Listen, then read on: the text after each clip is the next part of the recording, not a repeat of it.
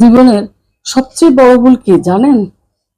আমরা মানুষকে চিনি বলেই বিশ্বাস করি, অথচ সময় শেষ পর্যন্ত আসল পরিচয়টা দেখিয়ে দেয়। কি ঠিক বলছি তো?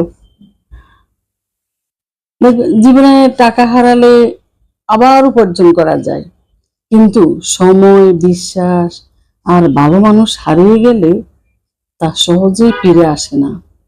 তাই মানুষের সঙ্গে এমন আচরণ করুন যেন একদিন দূরে চলে গেলেও আপনার ব্যবহারটাই তার মনে থাকে।